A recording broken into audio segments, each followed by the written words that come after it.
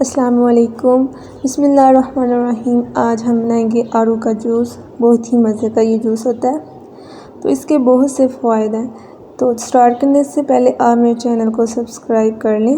Video पसंद आए तो लाइक और कमेंट भी करें। मैंने आड़ू लिए 3, उनके स्मॉल पीसेस कर लिए। फिर उसमें शुगर डाली है, हाफ़ कप तक मैंने शुगर डाल लिया। आप अपने हिसाब से भी ऐड कर सकते हैं, जितनी आपको पसंद है, जितना आपको मीठा पसंद है आप उतनी चीनी डाल लें। इसके बाद मैंने 1 गिलास पानी इस्तेमाल किया। आप 1 और हाफ़ गिलास तक पानी इस्तेमाल कर लें।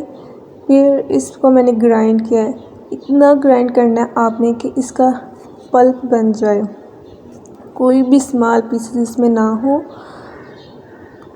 आपने इतना इसको ग्राइंड करना है। तो आड़ू के बेशुमार फ़ायदे हैं। मौसम गर्मा में कसरत से पाया जाने वाला फल है।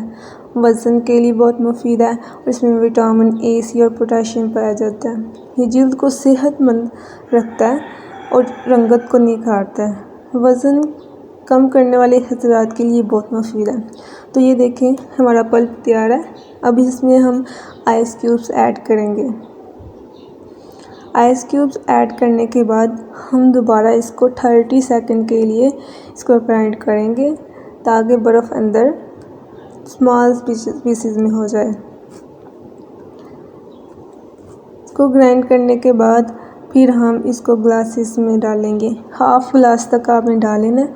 अगर आपको कोई सोडा वगैरह नहीं डालना, इसमें कोई स्प्राइट या 7 अप नहीं डालनी, तो आप इसमें पानी ऐड कर लें, और नहीं तो आप इसमें कोई सा भी सोडा ऐड कर लें। मैंने यहाँ पे 7 अप यूज़ किया है। इसको फुल ग्लास तक भर लेना है आपने।